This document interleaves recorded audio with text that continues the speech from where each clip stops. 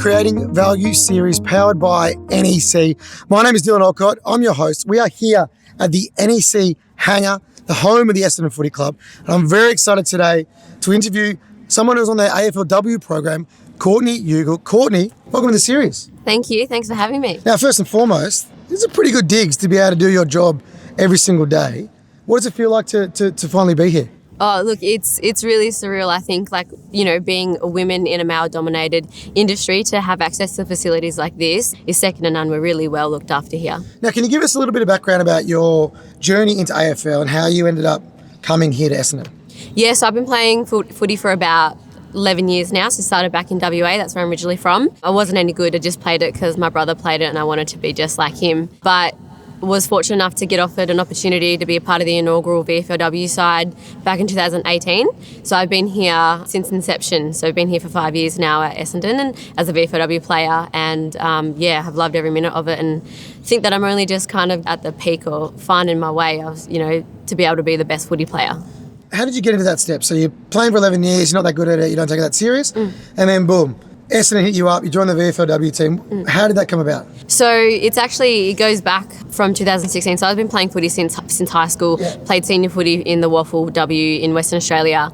Just kind of got to a point in my life where had a really traumatic event happen, which made me realise I had to make a choice what I was going to do with my life. Like, I could let this adversity define me, and I was going down that path. So I had to make that conscious decision that what am I going to do to change my life? And Essendon gave me an opportunity to do exactly that. So packing up, leaving my family, leaving what I know, 2 suitcases with no money. And when I say no money, I had no money. I didn't have a security blanket around me. So packed my life up into 2 suitcases and chased an opportunity. And was I scared? Like bloody oath, it was one of the scariest things I've ever done. But I've been here 5 years later. And so, footy for me is more than a game. It's given me opportunities to meet new people, employment, be challenged. So it gave me an opportunity and was, welcomed into this environment where things were new to me. Like, these standards coming into, I suppose, this elite facility, an elite program, challenged me and forced me to change with it. So I'm pretty privileged to be here. I'm glad you did it, because now we get to hang out. Yeah, that's Otherwise, we wouldn't be doing this. That's it. Now, you're a proud Noongar woman. Now, how important is that for you to have your connection, back to your country? Culture for me is my identity. It's who I am. Culture is, a big part of who I am and my people and where we come from. And, I proudly sit here and say I'm a proud Noongar woman. I come from the Balladong and Wadandi tribe of Western Australia. I always acknowledge that, this isn't my country here. I'm on the lands of the Wurundjeri people. So protocol and culture is that you always acknowledge that. You look at me and, I've had it in the media. People assume I'm not Aboriginal because of my fair skin and my blonde hair. But growing up, I never questioned that identity. Like, I'd never had to question where I come from. I'm very fortunate that my bloodline is strong. I know where my family comes from, and that's something that can never be taken away. And so culture for me is huge. It's in my blood, and I'm very proud of who I am. And we don't want to walk in 2 worlds anymore. We want to come together as one. But, my culture is accepted wherever I go because it's a part of me, and I never hide that. Does your really deep connection with your culture, do you reckon that helps you in your footy as well? Yeah, absolutely. I think so. If you think about where, footy started from, it's Mangrook, That's me. That's it. Yeah, absolutely. So, footy isn't just a game that we play. Like, footy is so much more. Footy is a part of our culture as well. So, yeah, definitely. What about when you're making big decisions in your life? Like, obviously, I imagine it'd be really hard to live here. Yeah. Not being back, with your people, with your family. How do you go about that? Like, how does it influence your life? It is, and that was the scariest part. I moved here when I was 23, coming to a world where I knew a handful of people and I got a footy opportunity. So I was coming into an environment where I knew no one, and it's a different way of living. I had to find my own way here. I didn't have my family, my siblings around me to help kind of guide me through that. So it is hard. I get very homesick, and I just want to be with my people a lot of the time, but I'm doing this for my people. I want to show that we can break intergenerational, trauma and cycles within our family, within my own family. And that is, a big purpose of mine. I want to show my nieces and nephews, my future kids, that, we aren't what's happened to us, and we can create a good life and a good path for ourselves. And that is ultimately, why I did that, because I had to make that decision for myself in hope that my people, not just from my community, but, all over, that we aren't what happened to us and we can have a good life if we want. How did COVID affect that? Because you couldn't go home. I still haven't been home. Yeah. How are you? I'm okay. Yeah. I'm okay.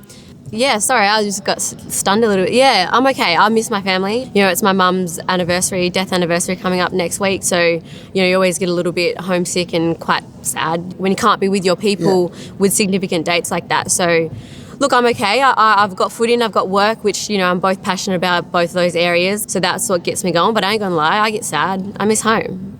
Yeah. As you should. Yeah. Let's talk about your work. We're talking about the footy then. So, just so people don't know, what do you do, and like what are your passions that you get around every day outside of footy? Yeah, so I work here at Essendon Football Club, female football development coordinator, and I also work part-time with the AFL in the mental health and wellbeing space for the Indigenous programs on a national level. Career opportunities have been, you know, incredible that have been kind of forwarded to me as well. But Essendon, again, not only am I playing but working for them to really create, I suppose, strong pathways for females in this space with our First Nations Women's Pathway program, which I look after. Really passionate about that space, you know, really trying to, I suppose, provide pathways and platforms to our, you know, Indigenous girls to thrive in an environment like this. Tell us about the program. How many people involved? How do people get amongst it? Yeah, so we started up in 2019. So we had 3 participants come down from the Tiwi Islands, which is our NGA region. But we have a long history with the Tiwi Islands and Essendon. Obviously, Michael Long, the great man, legend of the club, obviously has come from there and paved the way for this space. Not even just Essendon, but as you know, the whole AFL industry. So yeah, so the girls came down. They relocated here. They played in our VFLW program. As you can imagine, very challenging, also very successful. You know, all the girls got to don the sash, play a VFLW game, which again wasn't just a great experience for them. That meant more for the whole community back home. What does don the sash mean for people that don't know? When you put the jumper on, put on that Essendon sash. Put on that sash, yeah. Exactly right. There's probably people thinking, what's don the sash mean? Yeah, that's good. Yeah, so we've had a lot of success with that program, a lot of areas that we're looking to try and provide, I suppose, again, going back to providing these pathways where these girls get opportunities to thrive, because it is different. If you think about the footy where they come from, like they grew up barefoot, kicking a Coke bottle around, you know, and then coming into an elite environment like this and expecting the girls to thrive when there's different layers under that. Well, it can be overwhelming. Like if you came from, as you said, kicking around a Coke bottle. Yeah. Like you can appreciate that it's hard for some people. But I don't think a lot of, you know, people wouldn't understand. Because they'd be like, oh, she should be appreciative. It's like, no, it's hard. No, it's hard. But like we spoke about earlier, it's not even the fact that the footy is not hard. It's everything underneath that is hard, because if you have one of our participants from the Tiwi Islands come through and, you know, another, I suppose, non-Indigenous person will come through the doors, they're just coming in and worrying about applying themselves here in performance-wise, whereas though one of our participants is worrying about, can I speak my language here, or, you know, do people know who I am? Do they know my name? Like, I'm quiet, I'm a bit observed. Miss my family. There's cultural obligations, you know, there's like sorry business that they've got to go home to. There's all these different layers that I hope to educate not only, again, Essendon, but the wider AFL community and industry, that it is a lot harder. And that's why I'm really passionate about my space, because I can walk in two worlds, but I'm working towards, you know, a space and environment where we don't have to, where someone from the Tiwi Islands or wherever come in and feel nothing but themselves. You said the word cultural obligations. I've never heard that before. Haven't you? Because, well, I have, like, disability obligations, I guess. Were you always this comfortable and proud to talk about your culture in a way of an advocate, or did that come over time? That definitely came over time. So before, if you know, and people from my community would know this, I was just a little Noongar girl in Bunbury. For me, I had a lot of role models and people around me that's who I saw, or that's how I saw my future was going to be. And, like, you know, there's nothing wrong with that. We're all a product of our own environment. And growing up, I was just, you know, your typical Noongar girl just in Bunbury, just, you know, playing footy, playing basketball, whatever it may have been. I was just a kid. So I think the turning point for me was once I graduated school. That was my first, I suppose, eye-opening moment for me, where you can do anything if you put your mind to it. I didn't think I was going to graduate. A lot of people didn't think I was going to graduate, but it was something I did that I think sparked the fire in my belly to be like, I can do whatever I want. If I make the right choices, surround myself with the right people, I can do anything. And I think me graduating was the starter of that, but it wasn't until after, you know, I lost my mum that for me internally, I had to make that decision on how I was going to let this dictate my life. And I think it just, again, the opportunity to come here with a clean slate. I wasn't known as the girl who mum was murdered, or I wasn't known as Courtney Ugle's little sister, which I was for a long time. So for me, coming over here and having a clean slate and making this life my life is what I think jump-started my advocacy in, domestic violence, in women in sport, Aboriginal women. Yeah, that's what would have jump-started it. If you don't mind talking about it, how did you get through that trauma? How did you, it takes time. Like I obviously haven't had that happen to me, but got bullied about my disability and really struggled. And even just like, I have to talk about it all the time now. I was trying to, and every time I talk about it, but it's important to talk about, I think, how you manage to get through it, because people are going through a lot of stuff and they often think they're by themselves. And you can't get over things by yourself, can you? Look, if I'm being honest, I don't know if I've truly wholeheartedly sat with it. But I know the things that kept me going. I know the things that inspired me. I knew what made me feel good. And again, going back to choosing a path, I chose that one because, again, I had every reason also to go down the wrong path, and I was going that way. But again, that was, a conscious thing that I made for myself. I don't know. I think I'm a very spiritual person. I think us as Aboriginal people, we're very spiritual people. I look for signs. I look for things like that. And for me, when it first happened, obviously a really traumatic experience that, rocked our world upside down, and the aftermath of that, him pleading not guilty, us going to a trial process. So it wasn't just that we lost our mum and that was that. It was we lost our mum to murder, and then 18 months there was a trial, and then so we could never close the door on that because something was always happening. So did I sit with it and deal with it then? No. And have I now? I welcome it and I sit with my feelings, but have I dealt with the core of the trauma? Probably not. But I also don't. If I have a day where I need to be at home and I need to just, mourn my mum and cry for my mum, I do. And I'm very open about that. But do I let it dictate how I carry myself around, in my everyday life? No, but my mum and my dad are both with me. It's all about creating value on this series. What you just said creates a lot of values because it shows people the power of being vulnerable as well and talking about it. And as you said, you aren't alone, but one thing that I learned, it is our decisions and not our conditions that dictates the life that you live. And that's exactly what you're saying. The same event can happen to two people and you live two completely different lives because of the decisions that you make around that.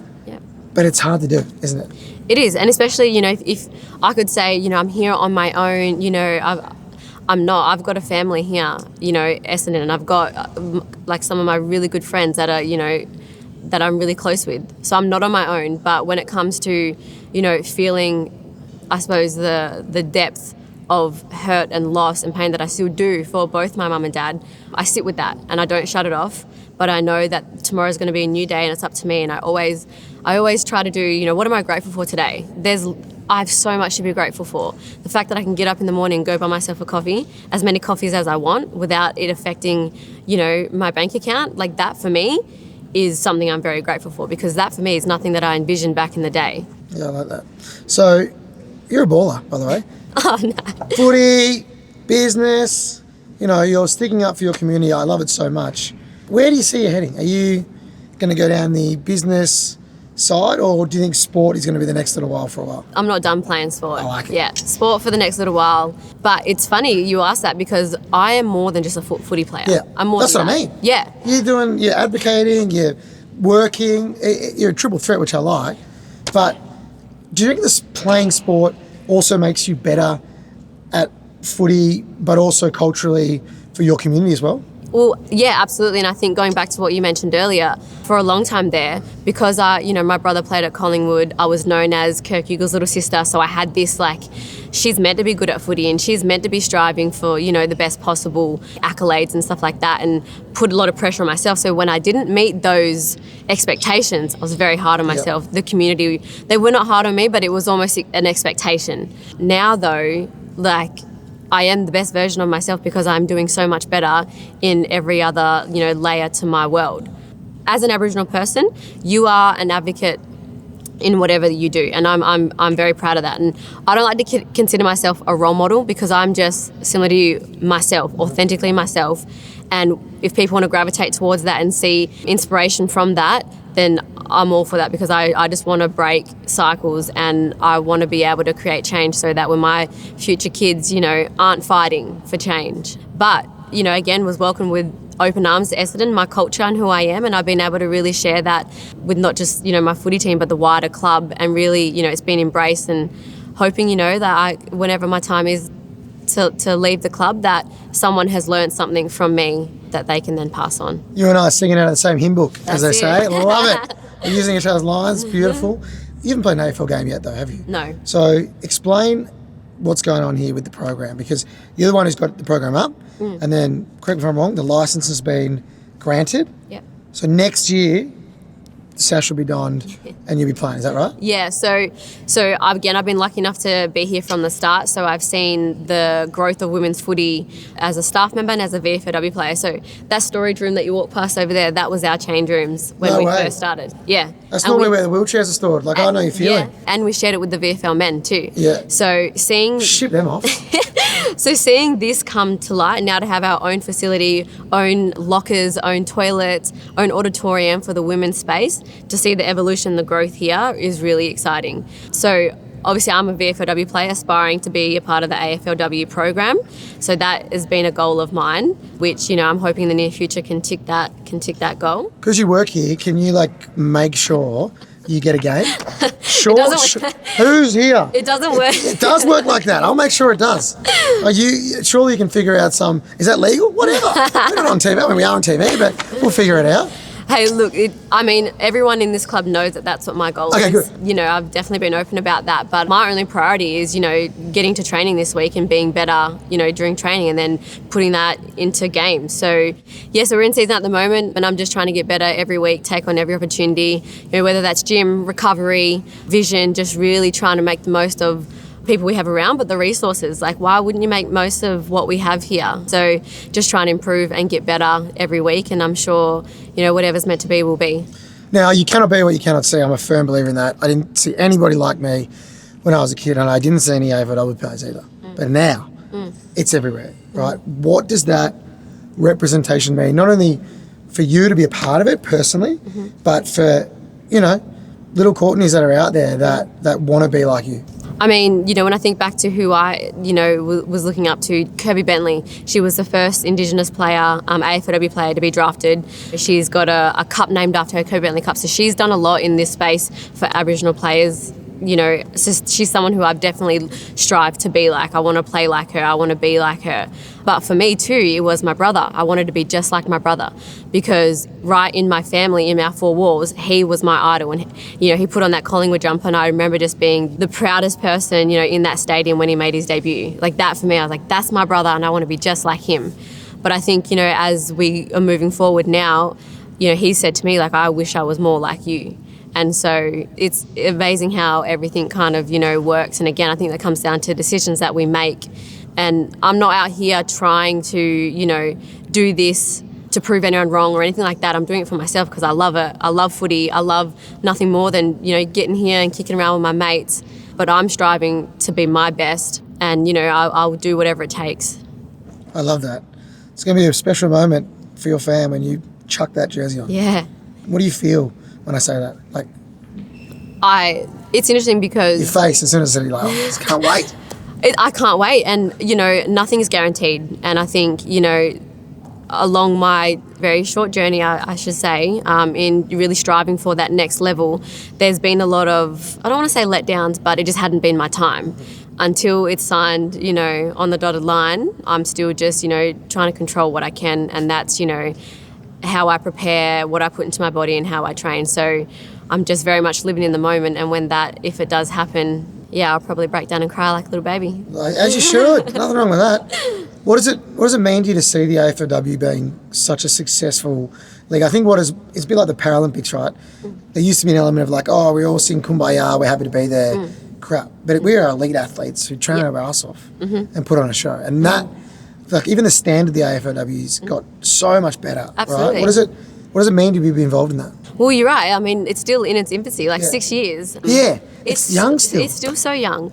And I think now we've seen a lot of these young girls come through, these 18, 19-year-olds that have been playing, Auskick. The skill and the raw talent from them is exciting to watch because they're the next generations. They're the ones who are going to take this game to another level. A lot of the old Ducks, their time, is coming because they've been playing at the highest level for longer. So they're getting older. These young ones are coming through and are taking over. It's exciting to see because, again, for me, AFLW doesn't just provide opportunities to play footy. There's so much more than that. And if you think about, it's only a 10-week season plus finals. So what girls are willing to do, myself included, to get on an AFLW list is, you would be mind blown. We are willing to give up our lives and what we know, relocate for a 10-week season. And get 1/20th of the cash. Yeah, absolutely. As the blokes. But for me, I'll speak for myself, I'll do that. Yeah, but you know what I mean? Yeah. Because we love it. We love footy. We love the game. We want to be a part of the growth of it because, again, still early days. We work 9 to 5, then we come to training and we work, 5 to 9. On a training night, I get here for work at 9 o'clock. I won't leave until about 10:30. And that's loose. But that's normal. Yeah. And I'm not complaining about that because, I love it. I'm here because I love it. But we do work that little bit extra harder. I've seen the AFLM guys rolling around for 12 hours a day. They're in physio, eat some free food, get out of here. Isn't that how it works? No, look, I'm very lucky to be here. And I think to see, I suppose, especially here at Essendon, the evolution and the growth of where we started to, where we are now. And I probably forget, even if I think about where I was when I first walked into the doors to now, I like to think that I've grown. I haven't gotten any taller, unfortunately. No, either have I. No. So it makes both of us. That's it. But no, I think, I've been challenged in other ways that, again, I welcome because, you change and you grow and you evolve as a person as well. You've been creating value for many years now, in 10 years. What do you want to look back and say? What have you done? I still am stunned at half the things that I've been able to do. Accolades and all these fancy little awards and things for me are great, but they're not what I'm striving to do.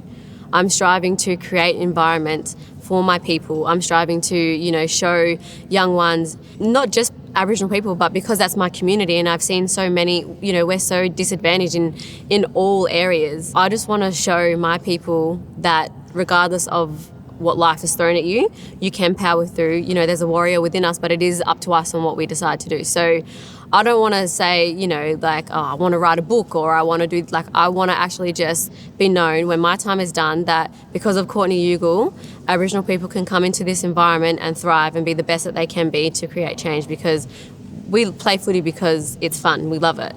But there's a lot of layers. Footy saved my life. And, I know that there is a lot of other girls who look to footy as a way out and to give them opportunities to make better life choices. Beautiful words. What can we do, non-First Nations people, to help create value, to be better allies? Because what you just said is so beautiful. You don't worry about the premierships and that, but you worry about making this environment safe and welcoming for everybody, no matter who they are. You can't do that by yourself. No. We got to help with that. Everybody's got to help with that. So what can we do?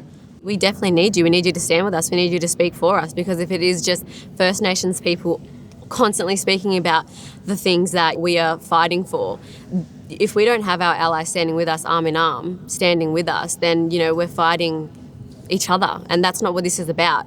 We want to, again, be in a world where this is not us and them, that we are in a world where it's just us because that's what it's all about because we are one. And I think there's, lots to be done until as a nation we feel one. But I think, especially in this environment, even my own peers, what you don't know, you don't know. So come talk to me, come ask me questions, come, listen to me, speak my lingo, or come, ask me about my upbringing or, where I've come from, stolen generation, things like that. What do you do during NAIDOC week, reconciliation week, what happens on Sorry Day?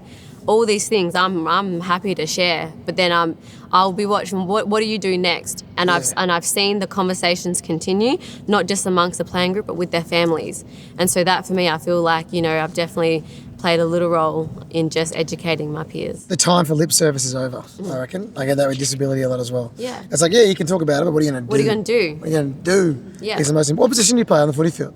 Wing. Wing. I can't wait to see you kick your first goal. Yeah. Just running down the wing, just get on the 50 and just kick a torp. Yeah, that's it. That's it. Courtney, thanks so much for not only what you do here, but what you did today. I really enjoyed that. Really vulnerable, and I think you're going to help a lot of people, and I know I'm rooting for you. I hope you get to don that sash in an AFLW game and make your dreams come true. I reckon you will. I reckon you're guaranteed. Otherwise, I'm going upstairs. I've got to speak to make sure it happens. Big boss. Thanks so much for joining us on Creating Value. Appreciate it. Thank you.